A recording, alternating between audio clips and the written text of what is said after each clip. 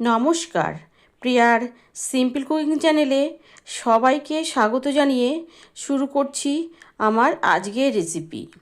আজকে আমি আপনাদের সঙ্গে শেয়ার করছি সম্পূর্ণ নিরামিষ সয়াবিন আলুর তরকারি বা ডালনা। সয়াবিন আলু করার জন্য এখানে আমি কড়াইতে আগেই জল বসিয়েছিলাম। জলের মধ্যে দিয়ে দিলাম 2 কাপ সয়াবিন।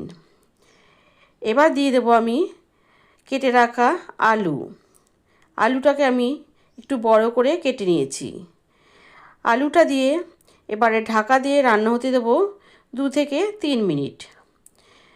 2-3 মিনিট পর ঢাকা খুলে দেখুন আমার সয়াবিনটা সেদ্ধ হয়ে গেছে। এবার আমি সয়াবিনগুলোকে আলাদা করে তুলে রাখবো। তুলে রেখে আমি সয়াবিনটাকে কিন্তু জল দিয়ে ভালো করে ধুয়ে নেব।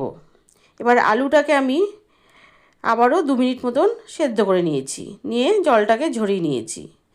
কড়াইতে তেল বসানো ছিল, তেলটা গরম হয়ে গেছে। দিয়ে দিলাম জল ঝরানো আলু দেওয়া হয়ে গেলে এবারে দিয়ে দেব সামান্য একটু নুন, আর দিয়ে দেব সামান্য একটু হলুদ। এবারে নুন হলুদ দিয়ে আমি আলুটাকে ভেজে নেব। দেখুন আলুটা এখানে প্রায় হালকা মতন ভাজা হয়ে গেছে। এরকমই আমি আলুটাকে ভেজে নিলাম। নিয়ে দিয়ে দিচ্ছি সয়াবিনটা কিন্তু আমি নামিয়ে আরেকবার ঠান্ডা জল দিয়ে ধুয়ে ভালো করে চিপে নিয়েছি। সেই সয়াবিনটাকে আমি দিয়ে দিলাম। দিয়ে আলু আর সয়াবিনটাকে আরও আমি 2 মিনিট মতন ভেজে নেব। আলু সয়াবিনটা ভাজতে ভাজতে এখানে একটা মশলা করার জন্য নিয়েছি আমি কাজু বাদাম আর তিল, আর নিয়ে নেব একটা টমেটো। সবগুলোকে আমি একসাথে নিয়ে একটা পেস্ট বানিয়ে নেব। দেখুন এখানে আমার আলু আর সয়াবিনটা ভাজা হয়ে গেছে। আমি তুলে আলাদা পাত্রে রেখে দেব। রেখে দিয়ে ওই কড়াইতে আমি নিয়েছি আরও একটু সর্ষের তেল। তেলের মধ্যে দিয়ে দিলাম পরিমাণ মতন গোটা জিরে, আর দিয়ে দিলাম একটা তেজপাতা। দিয়ে ফোড়নটাকে একটু ভেজে নিয়েই দিয়ে দেবো আমি কাজু বাদাম, তিল আর টমেটোর পেস্টটা। দিয়ে আমি 2 মিনিট মতন ভালো করে ভেজে নেব, যাতে টমেটোর কাঁচা গন্ধটা চলে যায়। 2 মিনিট মতন ভাজা হয়ে গেলে দিয়ে দিলাম আমি আদা আর কাঁচা লঙ্কা বাটা। দিয়ে আবারও আমি কিছুক্ষণ কষিয়ে নিলাম। দেখুন কষানোর পর তেলটা অনেকটাই ছেড়ে এসছে। এবার আমি অ্যাড করব এর মধ্যে কিছু গুঁড়ো মশলা। দিয়ে দিলাম জিরের গুঁড়ো, দিয়ে দেবো ধনের গুঁড়ো, কালারের জন্য দিয়ে দেবো কাশ্মীর লঙ্কার গুঁড়ো, দিয়ে দিলাম পরিমাণ মতন হলুদ গুঁড়ো। দিয়ে এবার দিয়ে দেব একটু জল দিয়ে আমি মশলাটাকে ভালো করে আবারও কষিয়ে নেব।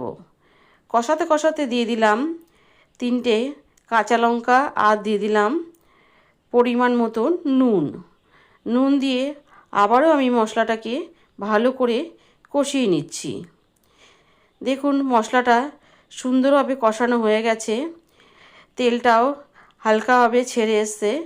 এবার দিয়ে দেবো আমি ভেজে রাখা আলু আর সয়াবিন।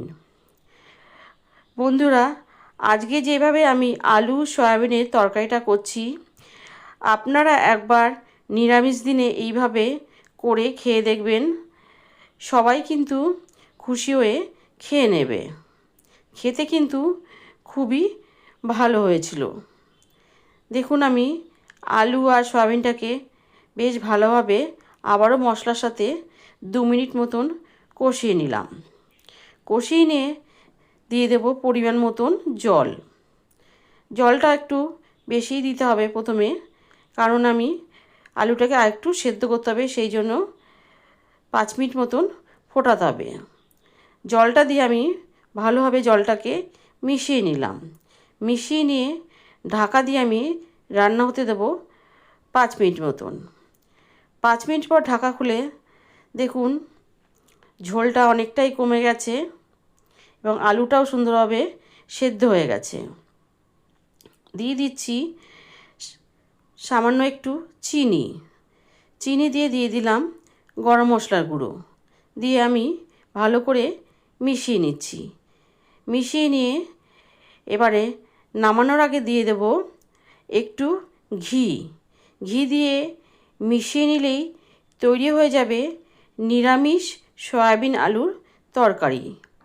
কেমন লাগলো আমার আজকের রেসিপি অবশ্যই জানাবেন। ভালো লাগলে লাইক করবেন, আর আমার চ্যানেলটি যারা প্রথম দেখছেন তারা অবশ্যই আমার চ্যানেলটিকে সাবস্ক্রাইব করে আমার পাশে থাকবেন। আর পুরনো বন্ধুদের জানাই অসংখ্য ধন্যবাদ আমার পাশে থাকার জন্য।